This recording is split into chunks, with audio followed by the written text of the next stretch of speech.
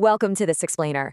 Today, we're diving into a truly fascinating and passionate thesis, Claudia Bernhardt Sosa Pacheco's book, The Secret History of Brazil, the Millennium and the Universal Man.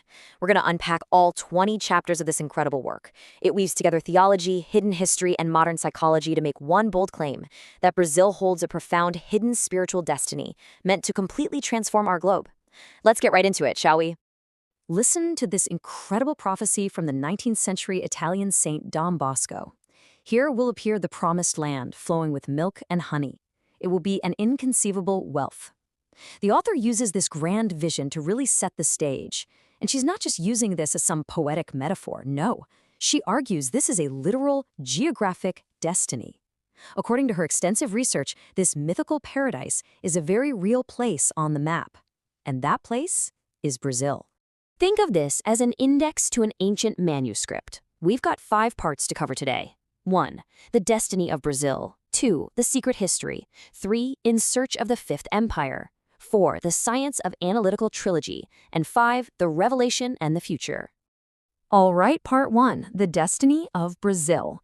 Covering the first 2 chapters of the book, the author lays down her foundational claim that Brazil is, quite literally, the promised land. She pulls from a huge variety of historical figures here, everyone from the biblical prophet Jeremiah to the American poet Walt Whitman and the Austrian historian Stefan Zweig. They all pointed to a future society of supreme humanity rooted right in this specific land. Drawing on the biblical prophecy of Daniel, she argues we're currently stuck in what's called the Fourth Empire, an era symbolized by iron and clay. She sees this as our current Anglo-American global power structure, which is deeply materialistic, totally driven by economics, and ultimately completely pathological in how it ignores human spirituality. But here's the contrast. She posits the coming Fifth Empire. This new era won't be ruled by military might or financial greed. Instead, it's going to be defined by spirituality, universal brotherhood, and divine connection. It's the era of the Holy Spirit, and its prophesied natural capital is Brazil. Moving right along to part 2. The secret history. Now we're getting into chapters 3 through 11, and this is where it gets really wild. The narrative dives into this deep esoteric history connecting ancient Middle Eastern kings to the medieval knights of Europe. The author makes this extraordinary case that way back in 970 BC, fleets belonging to King Solomon and his Phoenician allies actually crossed the oceans and reached the Amazon. Why? To mine the vast amounts of gold needed to build the Temple of Jerusalem.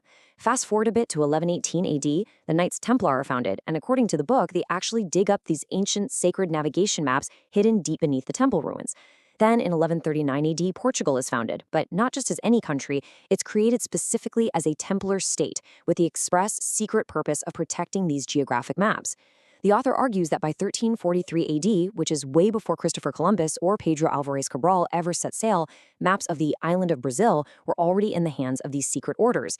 And by the way, Brazil comes from an ancient Celtic myth meaning the blessed land.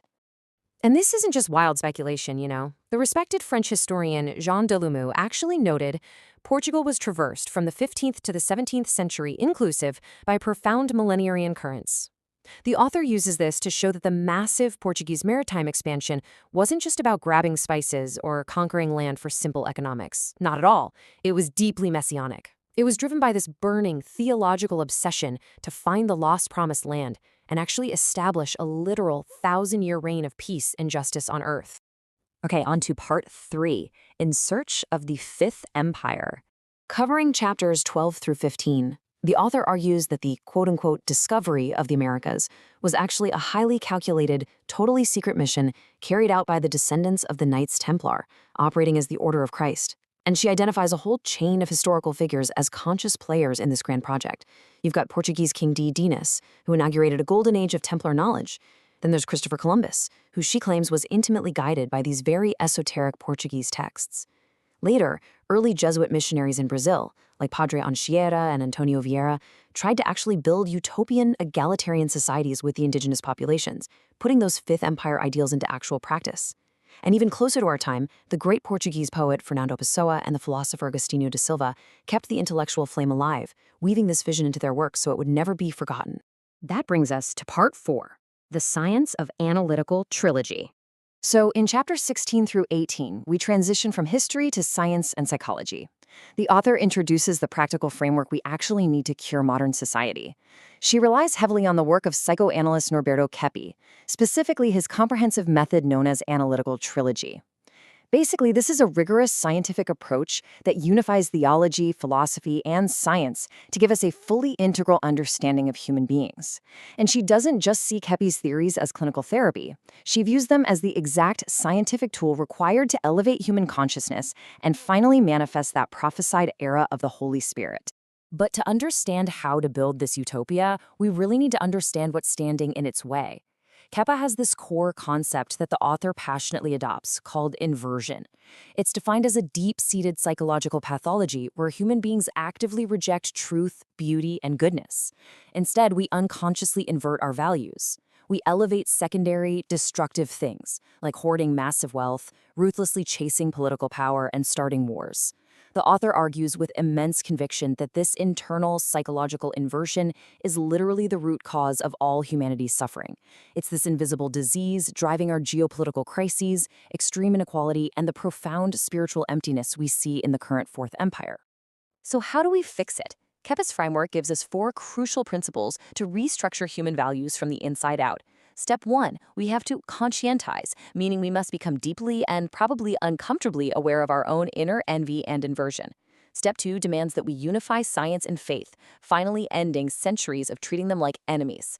Step 3 is a radical one, reorganizing society to redistribute global wealth fairly and end economic exploitation once and for all. And finally, Step 4 insists we elevate aesthetics, art, and inherent goodness way above cold mathematics and materialism. The author firmly believes that putting beauty and morality back at the center of our lives is the ultimate antidote to the mechanical destruction of our modern world. Which brings us to our final section, Part 5, the Revelation and the Future.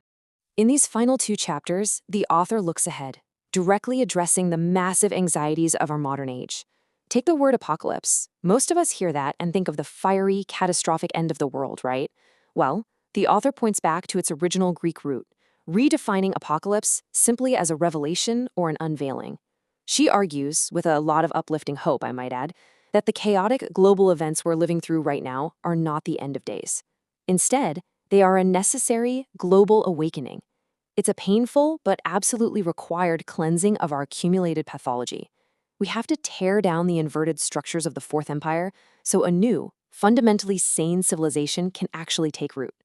She also connects this modern awakening to global religious phenomena, specifically Marian apparitions. By analyzing the famous messages of Fatima, especially the really enigmatic Third Secret, she argues these events are way more than just Catholic lore. They are directly linked to preserving the faith of Portugal, a faith that inherently carries the universal spirituality of the Fifth Empire.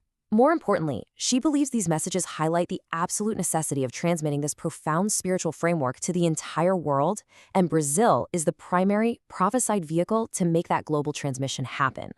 So, we've traced a truly massive journey today, from King Solomon's ancient fleets in the Amazon to the secret maps of the Knights Templar, all the way to the modern psychological science of analytical trilogy. And all of it leads right to the author's final sweeping conclusion. Brazil is the natural heir to the realization of the expected, just, rich, and developed society that will be the Fifth Empire.